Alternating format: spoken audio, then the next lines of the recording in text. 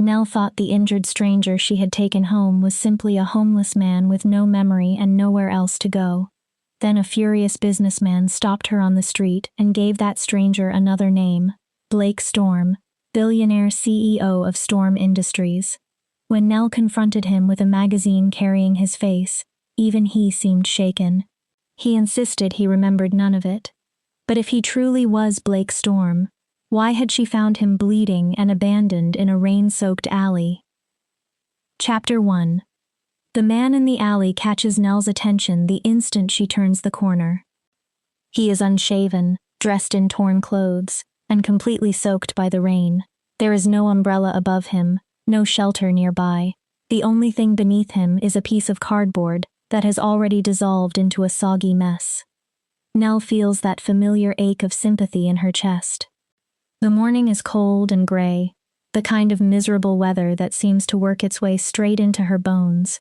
But Nell is already 15 minutes late for a job interview at Morrison & Associates, and the worn portfolio clutched against her chest might represent her last real chance to stabilize her life. Her rent is 3 weeks overdue. Her landlord has started leaving increasingly unpleasant voicemails. She cannot afford to be late. So Nell keeps walking. Or at least, she tries to.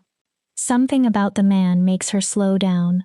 Most people sitting in an alley in weather like this would curl inward, trying to make themselves smaller, almost invisible.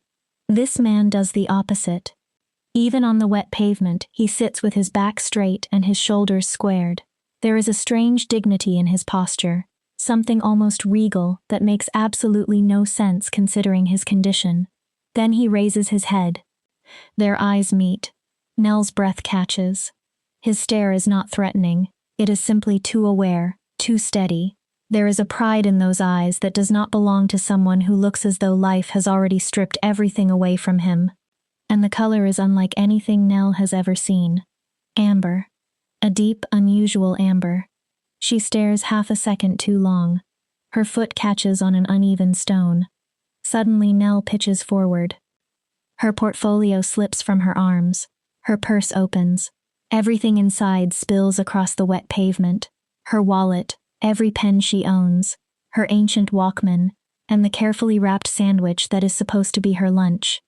Not again, Nell whispers. She drops onto her hands and knees, desperately trying to gather everything before the rain destroys it or the wind carries it away. Then another pair of hands appears beside hers. The stranger is helping. Nell instinctively stiffens. For one brief moment, she expects him to take the money scattered beside her wallet. She would almost understand if he did, but he does not. He gathers each item carefully, almost methodically, and holds everything out to her. "I believe these are yours," he says. His voice is deep and controlled. He asks for nothing. After returning her belongings, he simply settles back against the wall with the same impossible composure. "Thank you," Nell manages. Her hands tremble slightly as she takes everything back. The money she nearly lost is important. It is her bus fare home. It is also the tiny amount separating her from going without dinner if the interview goes as badly as she fears. Nell looks at the bills. Then she looks at him. Before she can think herself out of it, she presses the crumpled money into his palm. "For you," she says quietly. "Get something warm to eat." The stranger looks at her. Something in his expression makes Nell's chest tighten. He stares at her as though she has done something extraordinary instead of something she considers simply human. "Thank you," he says softly. Nell nods. She turns to leave. The interview is waiting. Her future is waiting. Every sensible part of her is screaming that she has already wasted too much time. Then she sees it. A dark stain spreading over the pavement beneath him. Blood. Nell stops. Her heart pounds as she looks again. How did she miss it? The rain and shadows had concealed the injury, but now she sees the truth. His jacket has fallen partly open, exposing a dark patch along his ribs, where blood has soaked through his torn shirt. "You're hurt." He glances down at his side, as though the injury is news to him. "It's nothing." It is not nothing. Now that Nell is looking closely, She notices how pale he is. His lips have a faint bluish cast that cannot be blamed entirely on the cold. You need someone to look at that. The words leave her mouth before reality catches up with them. A doctor costs money. A hospital costs money. Judging by the man's condition, he clearly has neither. Nell thinks about the interview, her overdue rent, the tiny amount of cash she just gave away.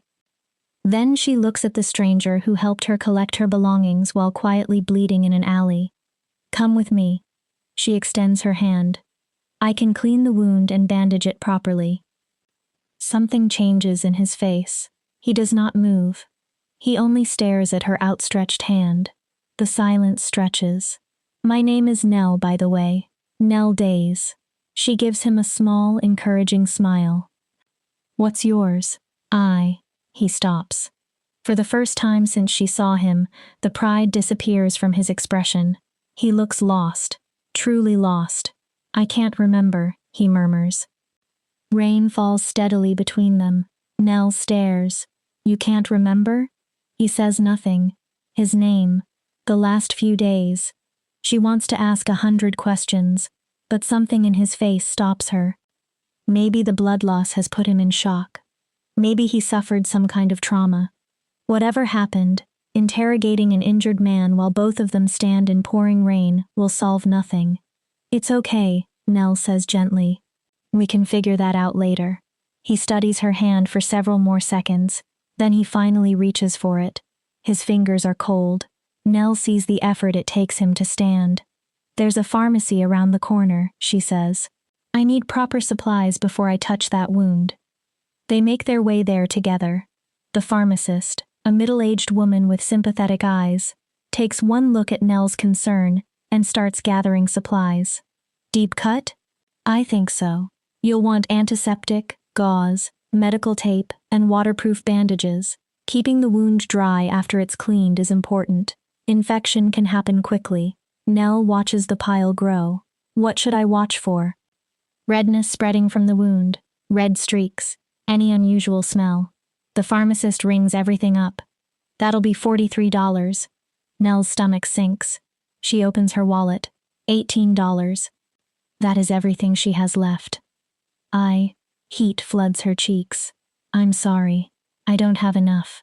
The pharmacist's expression softens. Do you have anything at home you can use? I have hydrogen peroxide. And rubbing alcohol. That should work. Then just take the bandages. The total drops to $12. Relief rushes through Nell as she pays. Outside, the nameless man is leaning against the pharmacy wall. He looks even paler. My apartment is only a few blocks away, Nell tells him, gripping the pharmacy bag. I have the rest of what we need there, and it's warm and dry. He studies her again with those unsettling amber eyes. Nell can almost see the argument taking place inside him. It's okay, she says.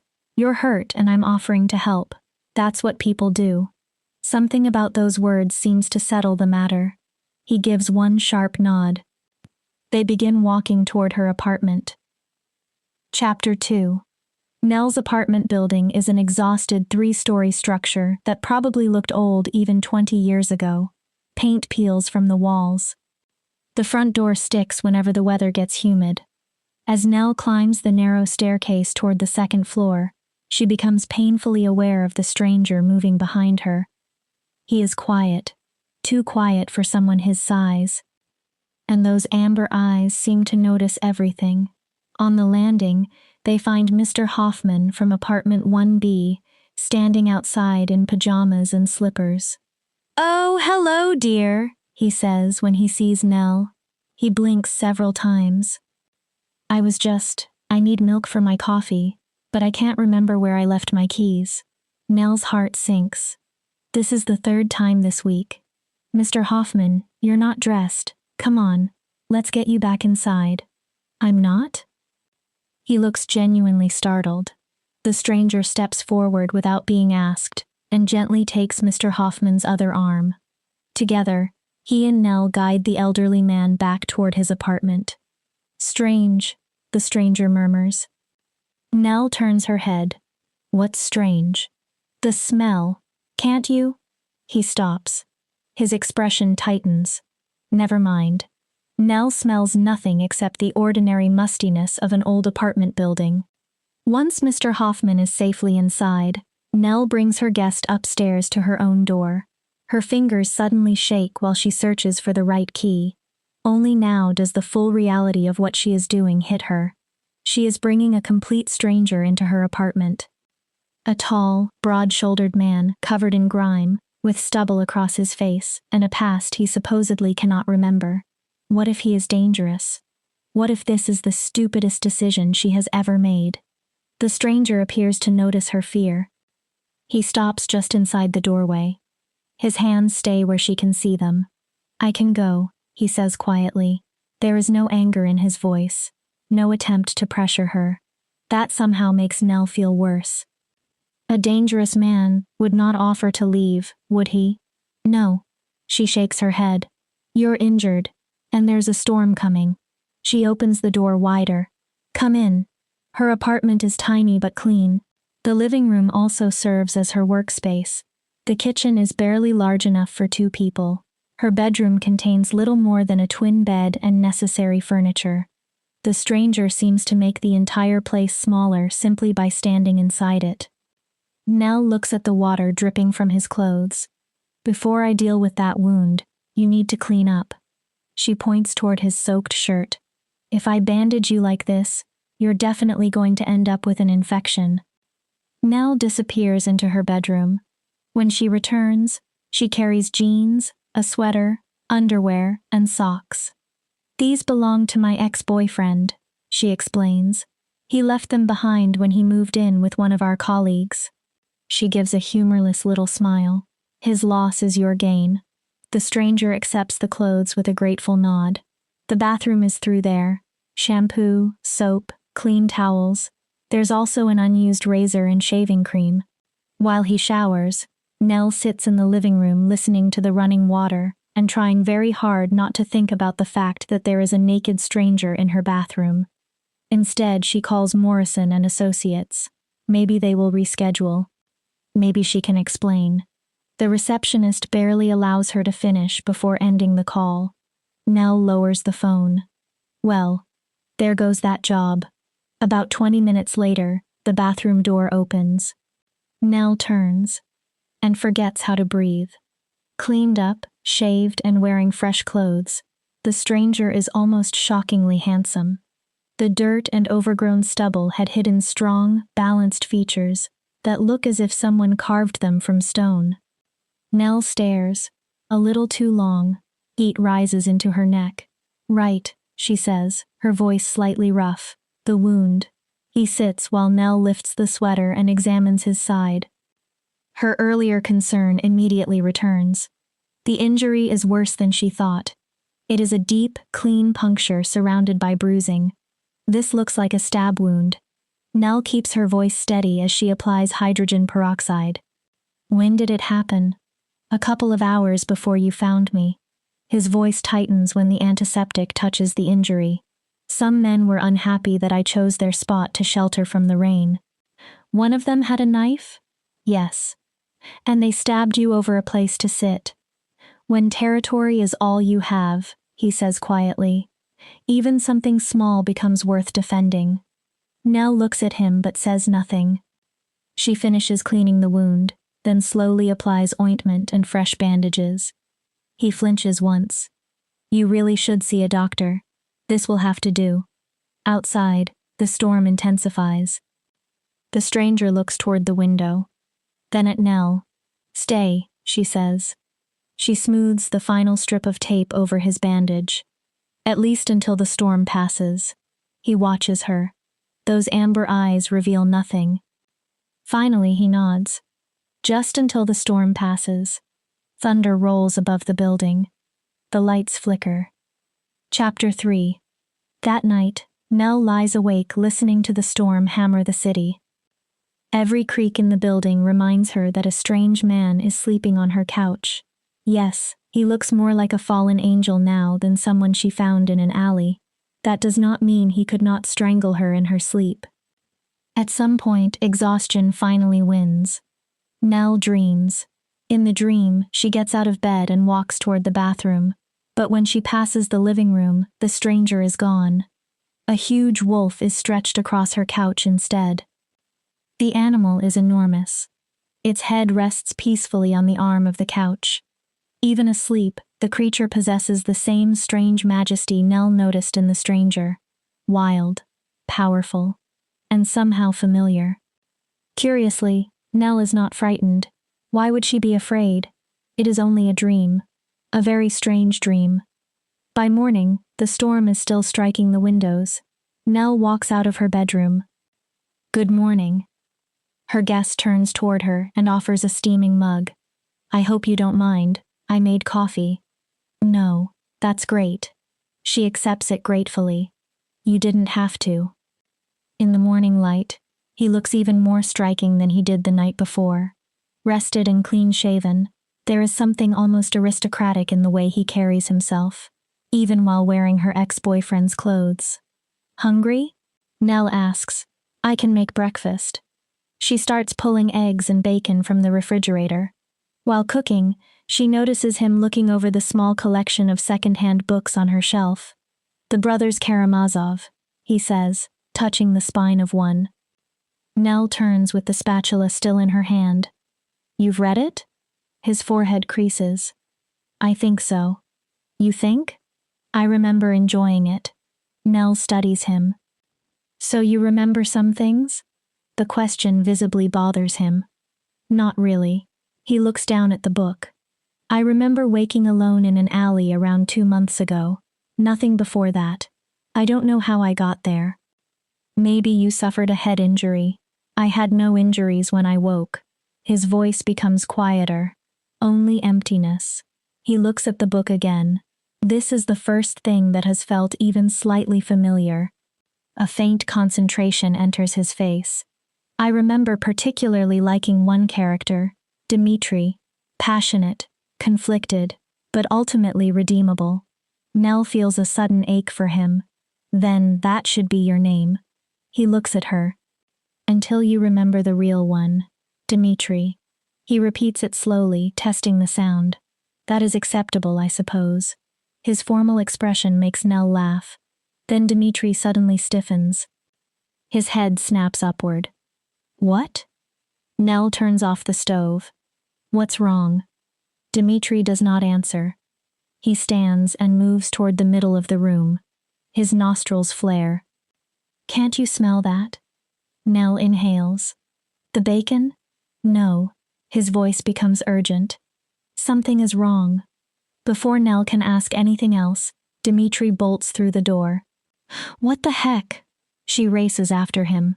By the time she reaches the staircase, he is halfway down, struggling with a door on the ground floor. It's locked, Nell calls. That goes to the boiler room. He does not stop.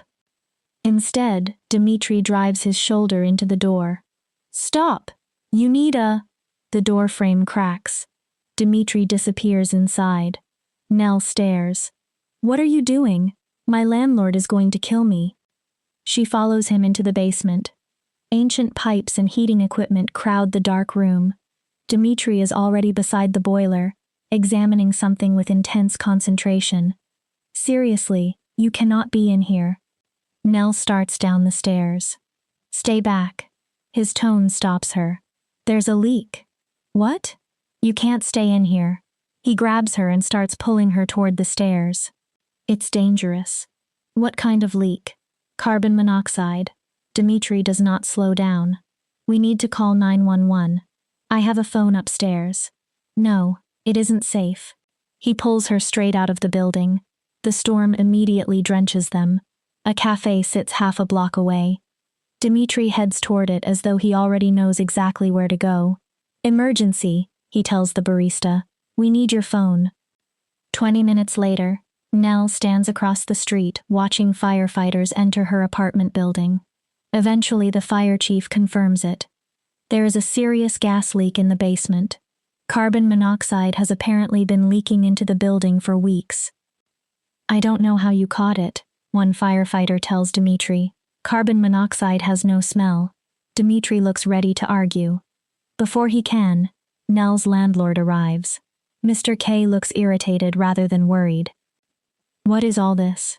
His eyes land on Nell. Did you cause this mess? There's a gas leak, Nell says. People could have died. The ventilation system probably just needs a good kick, Mr. Key mutters. Then he seems to realize what he has said. I mean, everyone is overreacting. Dmitri steps toward him. You knew. His voice has changed. It is cold. Precise. Mr. Key actually steps backward. Now see here. You knew there was a ventilation problem and chose to ignore it. Dmitri's posture becomes rigid. You have a legal responsibility to maintain safe living conditions. Failure to maintain adequate ventilation and gas detection systems is a clear housing code violation. Nell stares at him. People could have died, Dmitri continues. Mr. Hoffman. Nell suddenly understands. He's been confused. Sick. Her stomach twists. That's why. He's been slowly being poisoned. Mr. Key goes pale. Look, nobody needs to turn this into something bigger than it is.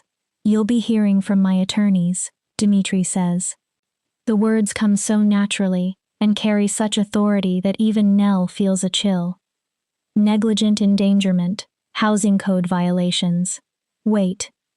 Mr. Key begins to panic. Maybe we can work something out. 3 months free rent? Dmitri's eyes blaze.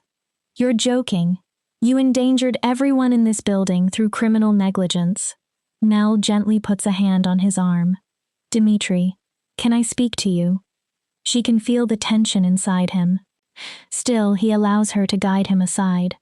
I appreciate what you're trying to do, she says quietly, but nobody here can afford lawyers.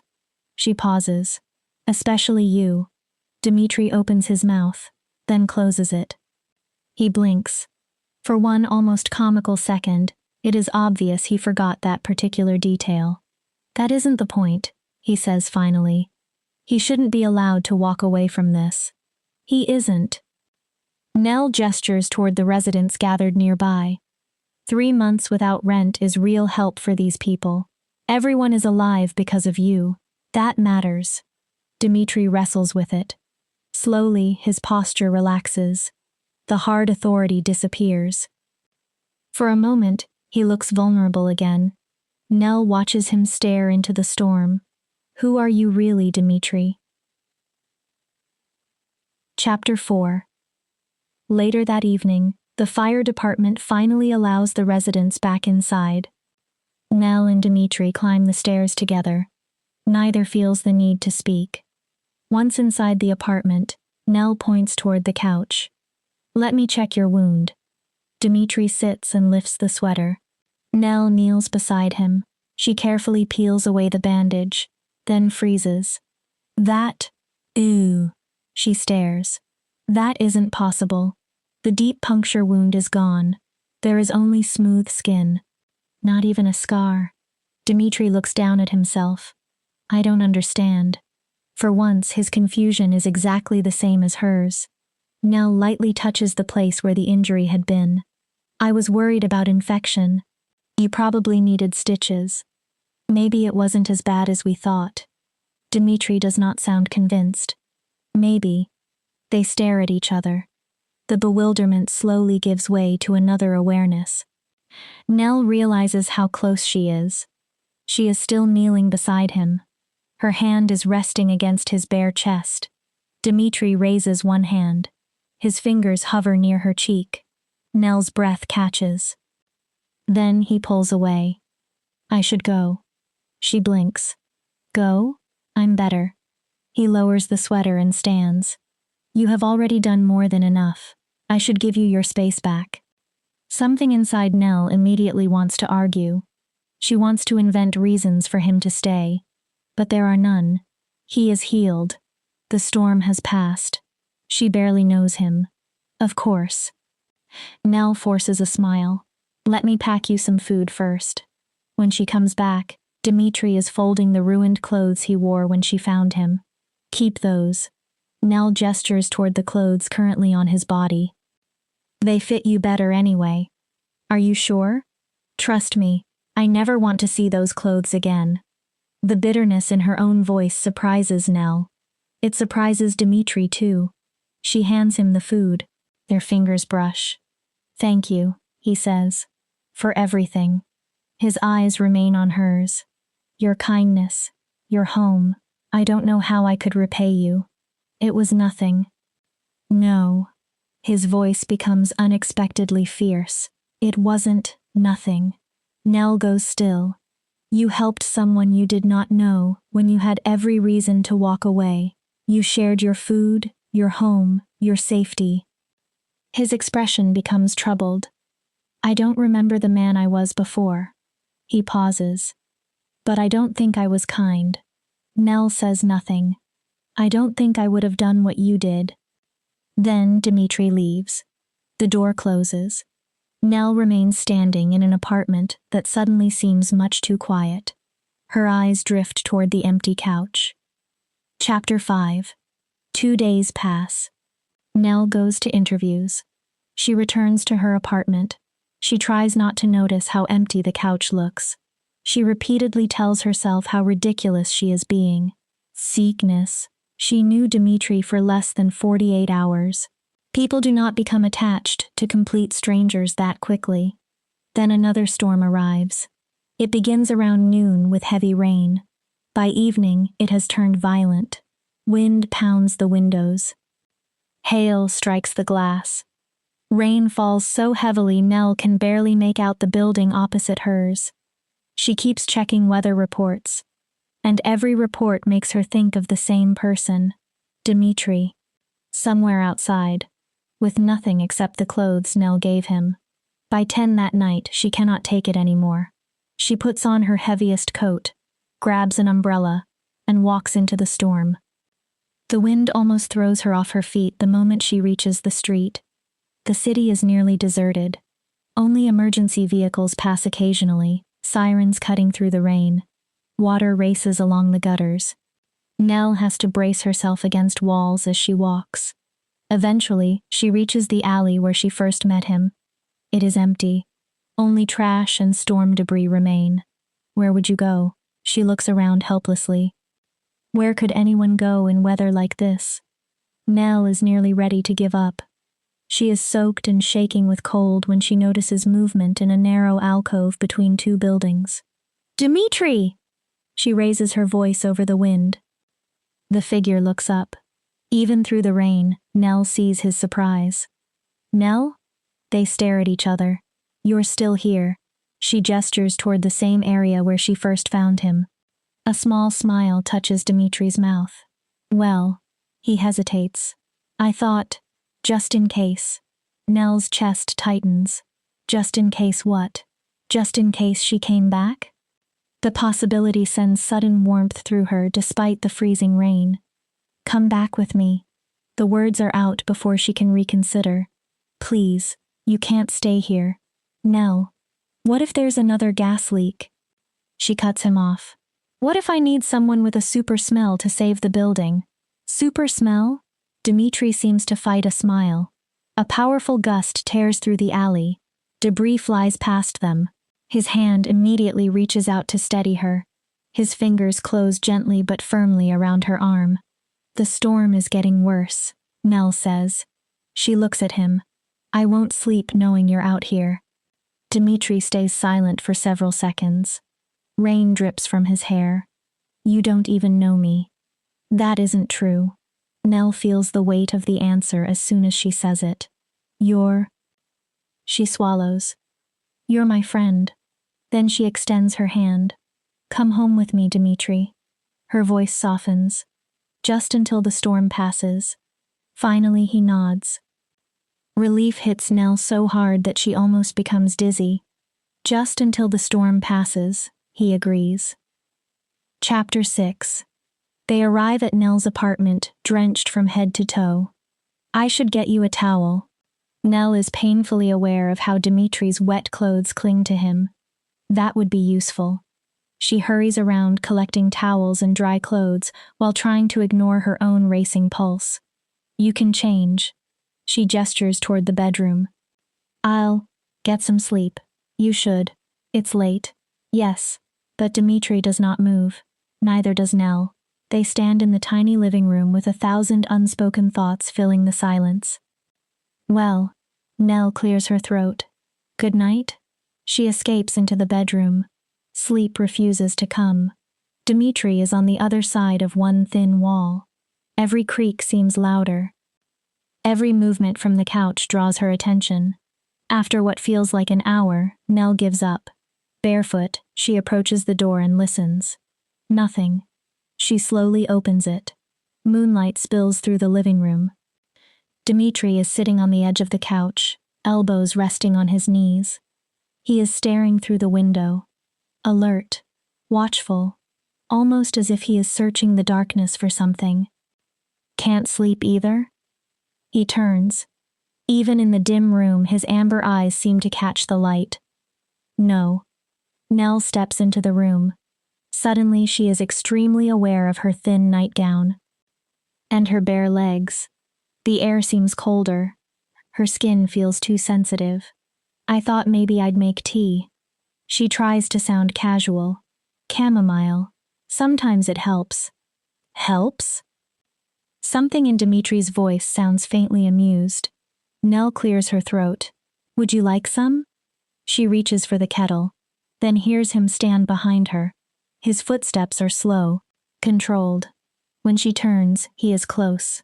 Very close.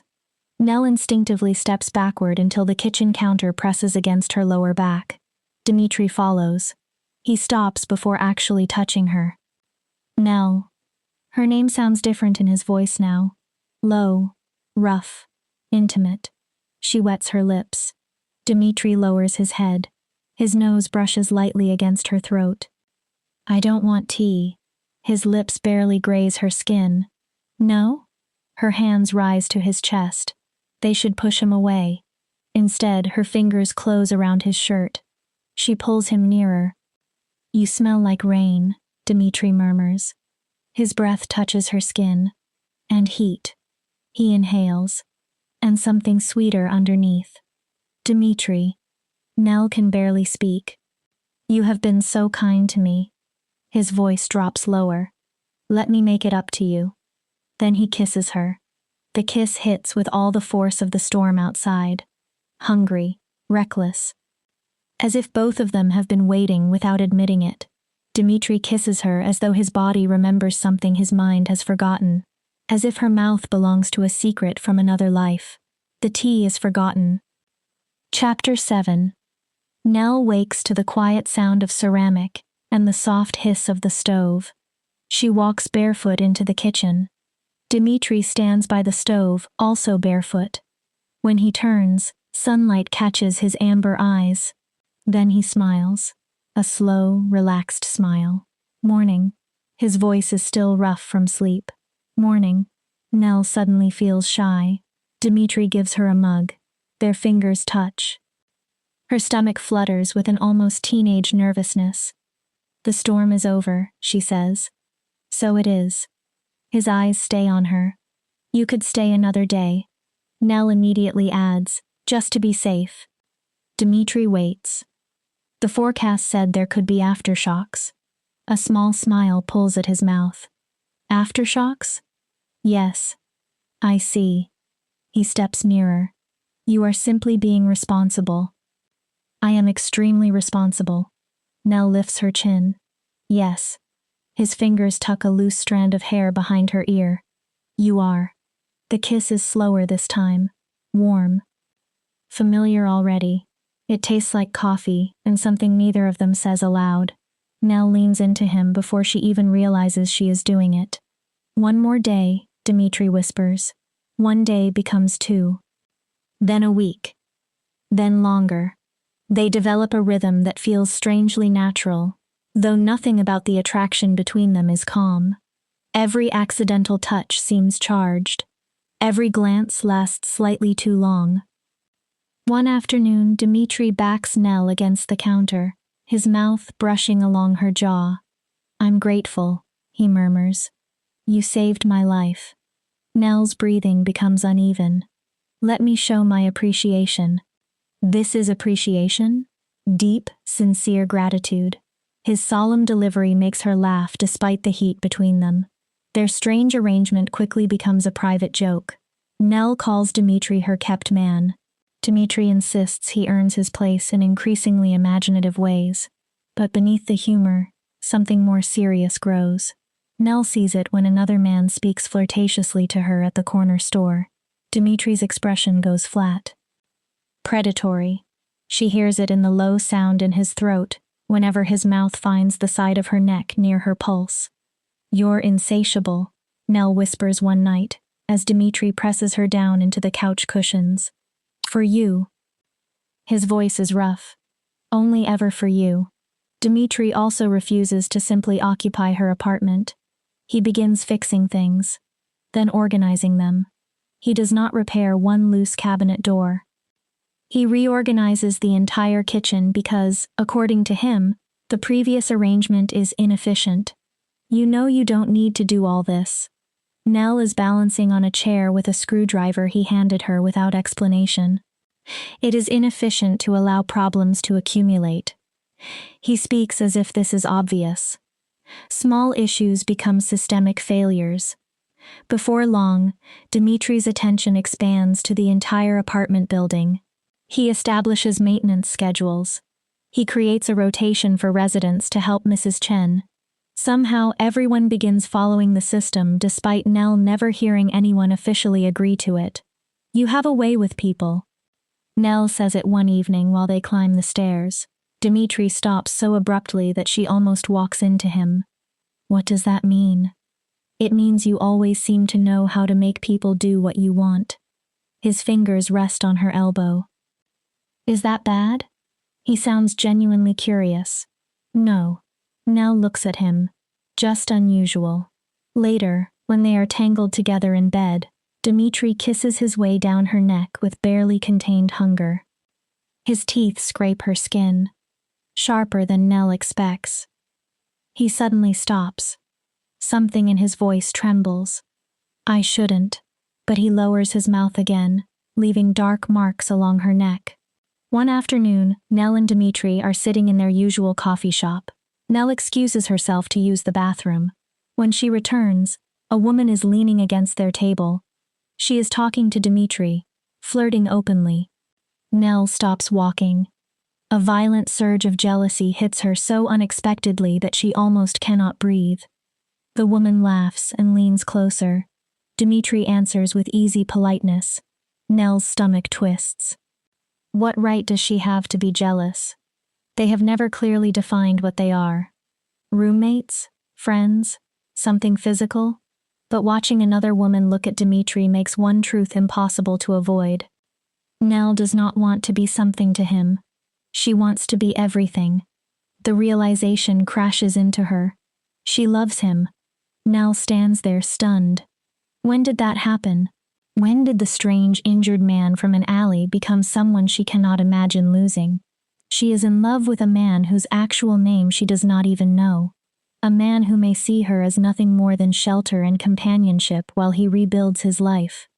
"You've been somewhere else since the coffee shop," Dimitri says while they walk home. His nostrils flare slightly, almost as though he can smell the change in her mood. "I'm fine." Nell looks away. "Just thinking." Dimitri studies her face, then nods. "I'll cook tonight." "You don't have to." "I want to." He cups her face between his hands. "Let me take care of you." His thumb moves over her lips. Nell leans toward the touch without meaning to. "Okay." Dimitri smiles. Slow, sharp, promising. "Good. I'll be back in an hour." He leaves. Nell remains standing there, smiling to herself. Then a harsh voice cuts through the moment. "You should be ashamed of yourself." Nell spins around. A well-dressed middle-aged man is walking toward her. His suit looks expensive. His posture radiates confidence. And his face is twisted with anger. "Excuse me?" "Being with that man." His voice rises. "Do you simply ignore all the lives he has destroyed because he buys you expensive things?" Nell stares at him. "I'm sorry, But I have no idea what you're talking about. Blake Storm. The name comes out like an insult. CEO of Storm Industries. Nell frowns. Who? Don't pretend you don't know. The man gestures angrily. I saw you with him. Wait. Nell shakes her head. Are you talking about Dimitri? Dimitri? The man gives a bitter laugh. You think I wouldn't recognize the man who forced me to sell my company? His expression hardens. He gutted it. Sold everything profitable, threw the rest away. Hundreds of people lost their jobs because of him. You have the wrong person. Nell feels suddenly defensive. He isn't. She struggles to explain something that sounds absurd even to her. He's homeless. He has amnesia. Amnesia? The man laughs again. That man is worth millions. He shakes his head. Maybe he's running some elaborate scheme, hiding assets, avoiding taxes. Who knows? Nell remembers Dimitri's stab wound, his damaged clothes, the confusion in his face whenever he tried to remember. You're wrong. But even while Nell says it, doubt begins creeping into her mind. His refined speech, his understanding of business, his instinctive authority, the way he takes control of situations as though leadership is more natural to him than following. I have to go. Nell barely recognizes her own voice. The man's anger fades. His expression becomes almost sympathetic. Look, kid, maybe you honestly didn't know. He steps back. But now you do. His eyes remain serious. If I were you, I would stay away from him. Chapter 8. Nell spends 2 hours at a wooden table in the library. Old newspapers and magazines surround her. The Wall Street Journal, Fortune, Business Week. Every search for Blake Storm leads to the same impossible conclusion. There he is. Forbes 40 Under 40, a New York Times feature about America's youngest billionaires. The photograph turns Nell's stomach. It is Dimitri, only not the Dimitri she knows. This man wears a tailored suit and stands inside a glass office overlooking Manhattan. More photographs show a huge estate in the Hamptons. A Manhattan penthouse, luxury cars, a life that looks almost fictional. Nell feels smaller with every page she turns. The man in those photographs belongs to a universe completely separate from her cramped one-bedroom apartment. The article praises his ruthless business instincts and aggressive acquisition strategies. Storm Industries is headquartered in Manhattan, almost 3,000 miles from Seattle. Nell buys the magazine. Then she goes home. Dimitri is in the kitchen wearing borrowed clothes, barefoot, stirring something in a pot, looking as though he belongs there. The sight hurts worse than Nell expected. He is standing in her tiny kitchen pretending at an ordinary life, pretending any of this could be permanent. Nell throws the magazine at him. It strikes his chest, falls. The pages open on the floor. His own face stares upward from the glossy paper. Silence fills the apartment. Dimitri looks down. Nell watches his expression carefully. There. Recognition. Only for an instant. But she sees it. Have you been lying to me? Her voice barely rises above a whisper. Is this some kind of joke? No. Dimitri looks up immediately. Nell, Blake Storm. She reads from the cover. Net worth, $2.8 billion, CEO of Storm Industries. Her eyes burn. That's you, isn't it? Dimitri looks from her to the magazine. His mouth opens. Nothing comes. He shakes his head. I don't remember any of this. A man approached me today. Nell forces the words out. He knew you. He said you destroyed his company. That's not... Dimitri looks at the photographs again. I would never... Look at yourself. Nell gestures toward the pages. Look at that house, that office. Her voice breaks. You could probably buy this whole building with whatever is in your pocket. The photographs seem cruel now. Nell thinks of herself in the bathroom mirror that morning. Tired eyes. Second-hand clothes. I don't remember being that person. Dimitri sounds desperate. It doesn't matter. Nell turns away because looking at him hurts. She already feels as if she is losing him. As though the moment his old life reaches for him, he will disappear into a world where she could never belong. You know who you are now. She swallows. You can go home. Nell. You aren't seriously going to stay here. She opens the magazine to the spread showing his estate. Look at this. She holds it up. You could be living there instead. Come on. Dimitri's voice grows strained. We do not even know for certain that this is me. Maybe he looks like me. Nell shakes her head. She walks into the kitchen. Fine, let's eat dinner. Her laugh sounds broken. Actually, why would you eat here when you could probably be in a Michelin-starred restaurant within an hour? Blake means nothing to me. Dimitri snaps the name. That man said you might be lying. Nell turns. He said maybe you're hiding assets or avoiding taxes. And you believed him? Pain cracks through Dimitri's voice. Just like that? A stranger walks up to you and you believe him?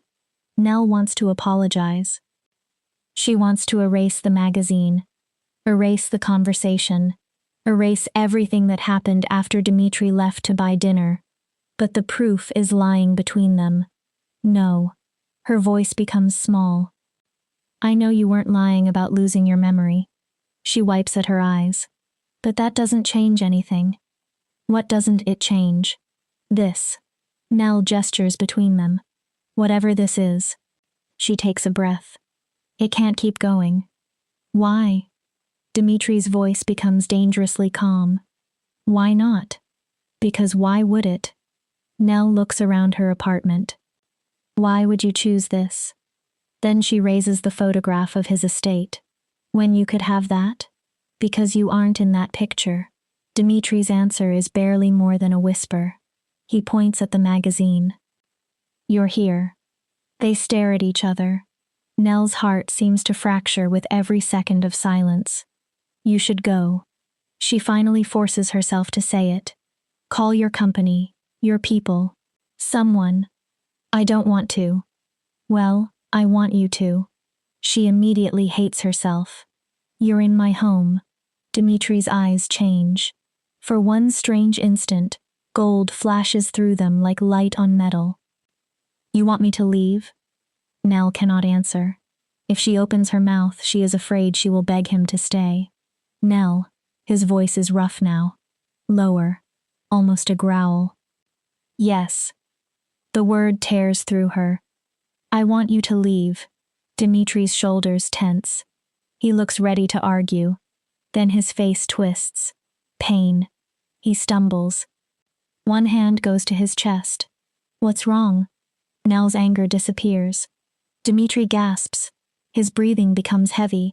Sweat appears across his forehead despite the cool room. Dimitri? He drops lower. His entire body starts trembling. What is happening? His fists clench. Then Nell hears it. A cracking sound. Bone shifting beneath skin. Dimitri makes a sound caught somewhere between a grunt and a growl. His body changes. Dark fur spreads across his skin. His clothes rip. His fingers become claws.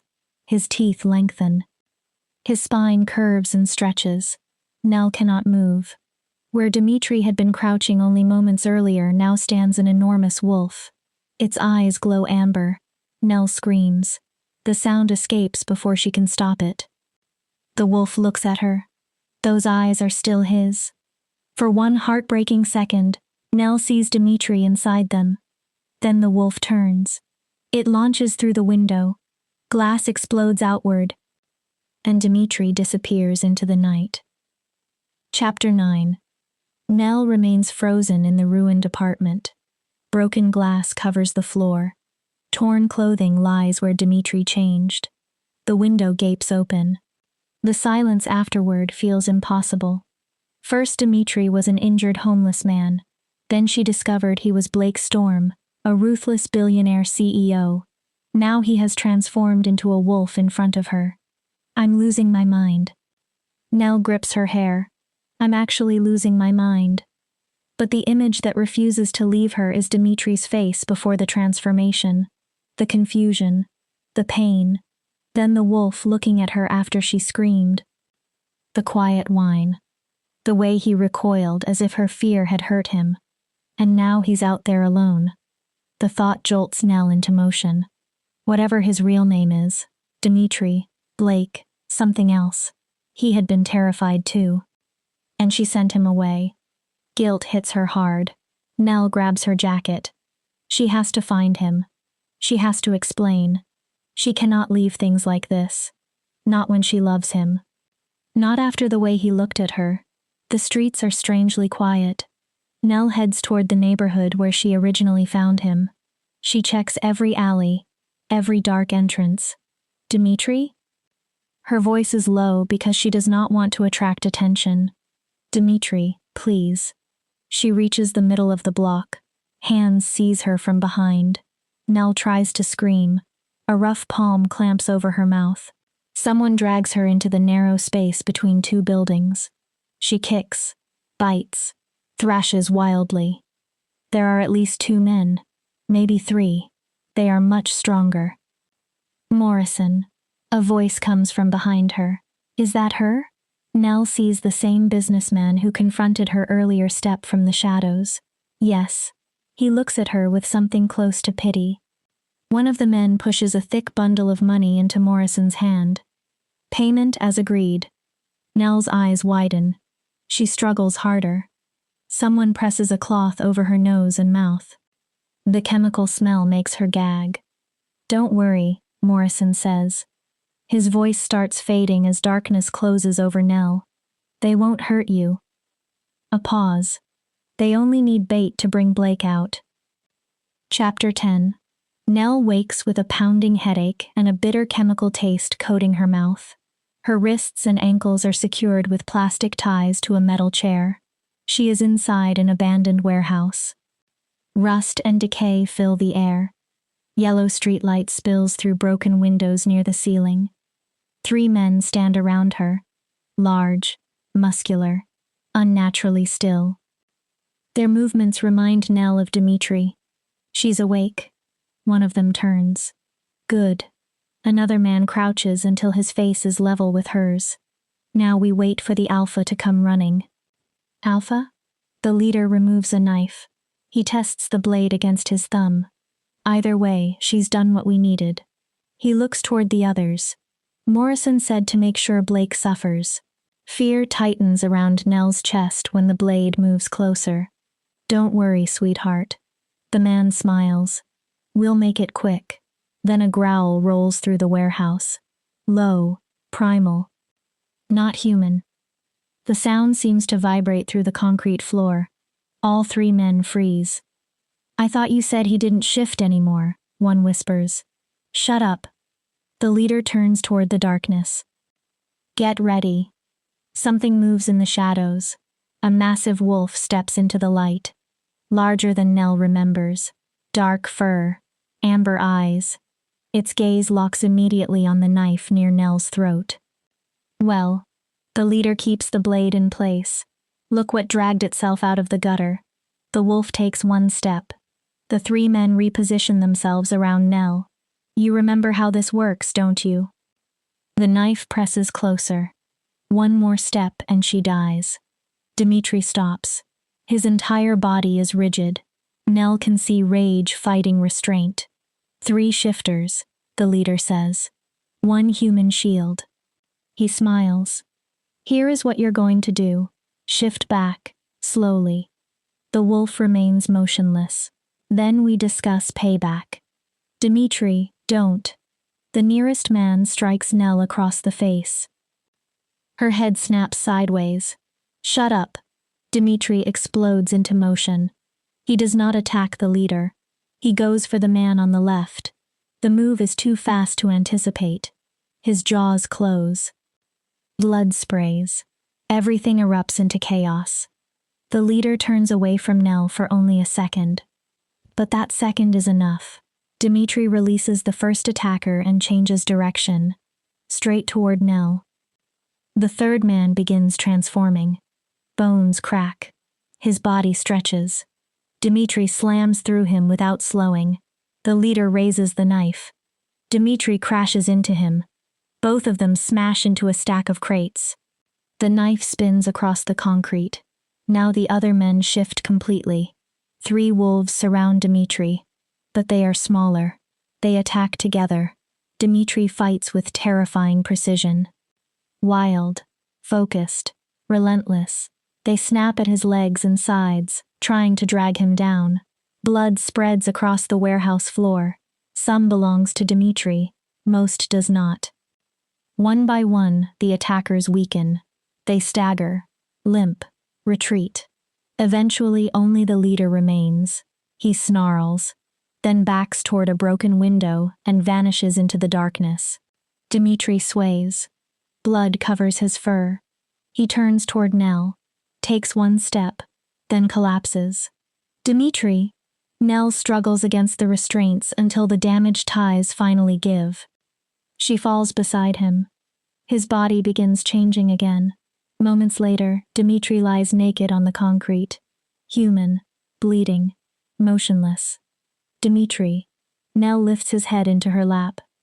Her hands press desperately against the worst wounds. Wake up. His eyelids flutter. Nell? His voice is faint. What happened? She stares. What happened? Dmitri looks genuinely confused. I remember being angry and then… You didn't know? Nell's shock nearly overwhelms her fear. You didn't know about the wolf? He tries to sit. Pain knocks him back down. Those men. His breathing catches. They knew me. You're losing too much blood. Nell grabs his hand. I need to get you help. Nell. His fingers weakly tighten around hers. What if they're right? She looks at him. What if I really am a monster? No. Nell answers immediately. The man I know is good. Her voice breaks. He's kind. She presses harder against the wound. You just risked everything to save me. Tears fill her eyes. I love you, Dmitri. His eyes widen. Whoever you were, whatever your real name is. Before he can answer, his eyes roll back. His body goes limp. Dmitri? No response. Help. Nell screams into the warehouse. Somebody help us. Then she hears engines outside. Expensive cars pulling up. Doors open. Footsteps rush toward the building. He's here. 3 figures in tailored suits enter the warehouse. They move with the same unsettling predatory grace as the men who attacked Nell. But these people scan the room with efficient, professional focus. Their attention immediately lands on Dmitri. Alpha. The largest man has silver hair and cold blue eyes. He drops to his knees beside Dmitri. Blake, can you hear me? Please help him. Nell can barely breathe. He's bleeding out. We need a hospital. Hospital? The woman in the group is blonde and sharp-featured. She looks at Nell with open contempt. What for? Nell stares at her. What do you mean, what for? He's dying. The Alpha does not need your human hospital. The third newcomer is younger and wears wire-rimmed glasses. A leather briefcase is held tightly against his side. Nell reaches toward Dmitri again. The silver-haired man moves her aside. Though, the younger man continues, perhaps we can speed recovery up slightly. He adjusts his glasses. If he could attend tonight's board meeting, that would save considerable time. The shareholders are getting restless. Nell looks at them. These people are insane.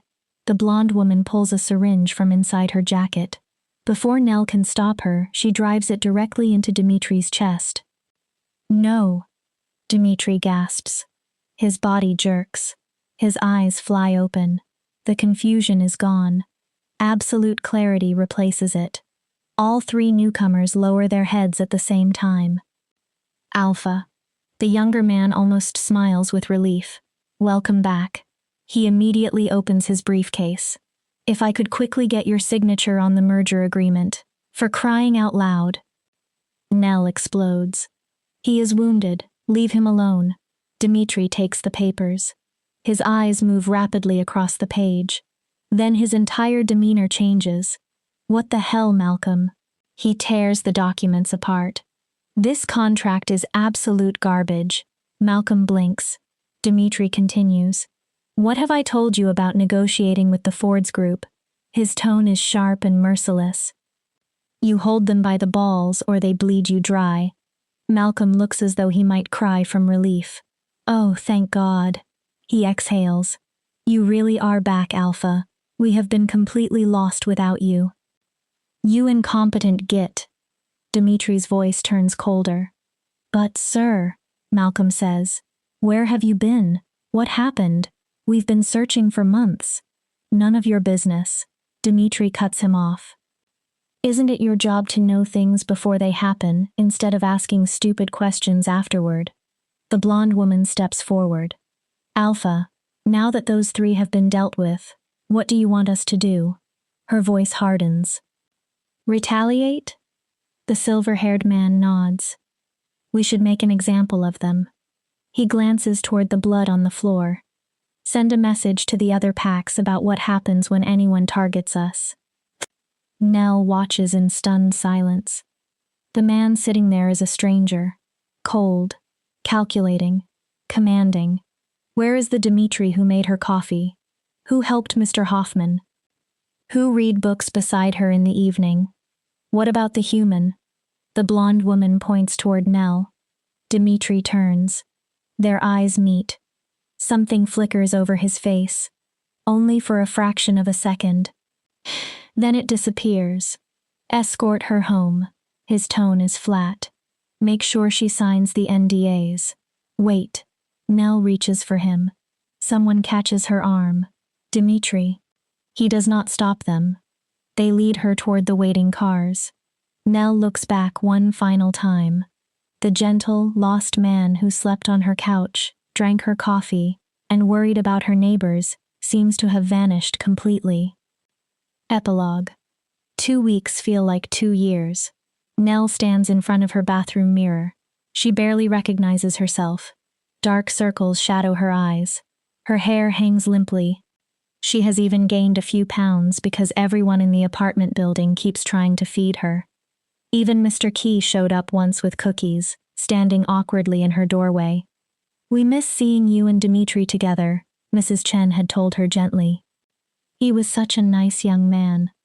Nell had only swallowed the lump in her throat. How could she explain that she was grieving someone who might never really have existed? Dimitri disappeared from her life without a word. The morning after the warehouse, lawyers arrived. NDAs. Confidentiality agreements. Sign here. Initial there. Then a large, thank you for your discretion deposit appeared in her bank account. The money was useful, but it also made Nell feel cheap, as though someone had paid to erase her. There was no message from him, no call, nothing. One good thing did come out of those weeks with Dimitri. Her career. Before everything collapsed, he had helped overhaul her resume. The improvements worked. Nell landed a job at a prestigious marketing firm. She should be happy. Instead, success feels strangely empty. There is no one she wants to share it with. Her days disappear into meetings, emails, and pretending she cares about things that suddenly feel unimportant. Tonight, Nell is walking home after another long day when the sky opens. Rain falls in heavy sheets, the same kind of rain that brought Dimitri into her life. Without consciously deciding to, Nell changes direction. She does not go home. She goes to the alley. It looks smaller now. Dirtier. Nothing more than a narrow passage between buildings. Completely ordinary. Except it changed her life. Nell stands in the exact place where she first saw him. Rain soaks through her jacket. How could she have known? The injured man sitting on wet cardboard had been a corporate predator, a billionaire, something supernatural. And even before Nell understood any of it, she had felt drawn toward him. As though some part of her already knew he mattered. While she was only Nell Days. Ordinary Nell. The woman who happened to walk through the wrong alley at exactly the right time and ended up with a broken heart. Then the rain stops touching her. Nell can still hear it falling, still see it striking the pavement, but none lands on her. She looks up. An umbrella is above her head. Slowly, Nell turns. Part of her is terrified of what she might see. Another part is even more terrified she will see nothing. He is there, a black umbrella in one hand. His hair is shorter now, professionally styled. His face is clean-shaven. The charcoal suit he wears probably costs more than several months of Nell's rent. But his eyes have not changed. Amber, flecked with gold. Exactly the same eyes. "You're still here?" His voice is painfully familiar. Nell's throat tightens. She shrugs. "Yeah, well." She looks at the alley. Just in case. Hope flashes briefly across his face. Nell immediately reminds herself of the last time she saw him. How easily he let those people take her away. So, she finds her voice. "You remember everything now?" He hesitates. "Yes." A beat passes. "I do." "Good." Nell gives him a small, tight smile. "Convenient." He looks nervous. "For all those business deals your associates apparently need you to handle." "Yes." His smile tightens. "I suppose it is." Rain drums against the umbrella and creates a small private space around them. He studies her carefully. "How have you been?" "Well." Nell folds her arms. "I haven't been kidnapped lately, so that's an improvement." He winces. "Nell, I am deeply sorry about what happened that night." His expression becomes serious. "It was my fault you were hurt. If I had known." "You know what hurt more than those men grabbing me?" Nell interrupts him. His face changes. "You disappearing afterward." She holds his gaze. No explanation, no goodbye, nothing. Pain passes through his expression. "I'm sorry." Nell believes him. That somehow hurts more. "When my memories returned, I was concerned." He pauses. "Actually, I was alarmed." His eyes shift toward the rain. "I needed to understand how I had forgotten everything and who had done it." He runs one hand through his hair. "I don't have many friends, Nell." A humorless smile appears. "But I have plenty of enemies."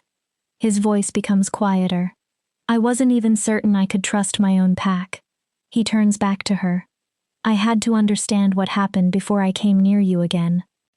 His hand lifts toward her face, then stops. He lowers it. "And I wanted to keep you away from everything." "Why?" "Because I was afraid that if anyone discovered I cared about you, they would use you against me again." The sincerity touches something inside Nell, but 2 weeks of pain have built walls around it. "You could have called." "And risk someone listening?" Nell looks at him. He gives a faint shrug. "Yes. Apparently I become somewhat paranoid when I have my memories." He almost smiles. "It comes with being on top." "Right." Nell shakes her head. "On top." She studies him. "So you remembered everything and discovered that you're some giant corporate—" "I remembered I am many things." He interrupts. His expression darkens. "Most of them are not particularly good." Nell remains silent. "All those things you heard about me that night?" He looks directly at her. "They were true." Without thinking, Nell reaches out. Her hand rests against his arm. The contact seems to calm him. He looks almost surprised by it. "That is how I got cursed." Nell blinks. "Cursed. To lose my memories. A curse." She stares. "As in magic?" He nods. Nell takes a second to process that. Magic is real. His mouth curves faintly. "Well." He raises an eyebrow. "How did you think I turned into a wolf?" "Yeah." Nell exhales. "About that." She looks him over. "Is becoming a wolf something you can normally do?" The smile disappears. "Yes." He answers carefully. "I'm a shifter." Nell waits. "I'm a man." He pauses. "But I'm also not entirely human. Part of me isn't." Nell remembers the strange things she noticed while he lived with her. His impossible sense of smell. the growling. His unusual instincts. Yeah. She nods slowly. That actually explains several things. He watches her closely. Does it bother you? Nell immediately becomes defensive. Is that why you came? Her voice sharpens. Because you're worried I'll tell someone? No. Dimitri answers instantly. I'm not worried about that. He steps closer. I trust you. Then what are you worried about? He draws a breath. You need to understand something. His eyes hold hers. I am not a good person, Nell. She starts to speak. He continues. Not really. His voice grows harder. That is why I was cursed. What happened? My former fiancé did it. Nell goes still. Dimitri looks uncomfortable. I should admit that I only became engaged to her because I wanted to pressure her family into signing a major business deal. Nell's eyebrows rise. He keeps going. When I ended the engagement, she cursed me. A pause. She arranged for me to be kidnapped and dumped in this city so nobody would find me. Nell makes a face before she can stop herself. Dimitri notices. Sorry. She sighs. I'm deciding whether you deserved that. For the first time, a real laugh escapes him. I probably did. The admission surprises both of them. Once my memories returned, I investigated what Sheila had done. His expression becomes serious again. The curse could only break under one condition. Nell waits. If someone truly fell in love with me. He pauses. With me when I had no money. His voice softens. No power, no influence. Heat begins creeping into Nell's cheeks. She believed it would never happen. Dimitri watches her. She thought I would remain that way forever. Nell looks away. When I was lying in this alley and you found me, I know what I said. She interrupts him. Dimitri's shoulders fall slightly. Right. Silence passes between them. Then he takes a careful breath. And now? Nell looks up. Now what? Do you think? He hesitates in a way she has almost never seen. In time, could you still love me now that I'm this? He gestures toward himself. This? Nell repeats. I am still everything I was before. The words begin coming faster. I still run a ruthless company. His jaw tightens. I still make decisions that hurt people. He looks away for a second. I am surrounded by people who are every bit as ruthless as I am. Then his eyes return to hers. But I remember who I was with you. His voice softens. And I liked that man much more. Nell feels herself blush. She tries to cover it with sarcasm. So what? She snorts. You want me to act as your moral compass? No. His answer is immediate. Nell. His voice drops. I want you to love me still. She stops breathing for a second. I missed you. He steps closer. I cannot return to the way I lived before. His expression is completely open now. Not after knowing what it feels like to be loved by someone like you. Nell tries to laugh. Someone poor and average? Someone selfless. His hand rises slowly. And brave. He brushes damp hair from her face. Kind. His thumb moves over her cheekbone. And very, very beautiful. Tears burn behind Nell's eyes. She fights them back. Look. Her voice trembles. We started this when you weren't yourself. She looks at him. Your memories are back. Nell gestures at his expensive suit. Eventually you're going to realize you belong in that glittering world of yours. There is nothing glittering about it. He interrupts. His eyes lock onto hers. Not without you. Then he kisses her. Warm. Familiar. Desperate. He kisses Nell like a drowning man finally reaching air. Like someone who has spent too long trying to find his way home. I love you. The words come against her lips. Nell's eyes open. The curse broke because you loved me when I had absolutely nothing to offer you except myself. His forehead rests against hers. Now I have everything. His voice is quiet. And the only thing I want is you. Nell looks at the man standing before her. Blake Storm. Dimitri. The lost stranger she found in the rain. The billionaire CEO whose world frightens her. The wolf who nearly died protecting her. All of them are the same man. Give me a chance. His voice is almost a plea. Just one more chance. Nell thinks about the last 2 weeks. The pain. The fear. Everything loving him will complicate. Then she rises onto her toes and kisses him again. Rain continues falling around the umbrella. Neither of them notices. For that moment, inside the ordinary alley where everything began, nothing else matters. Only the girl who found a wolf, and the wolf who finally found his heart.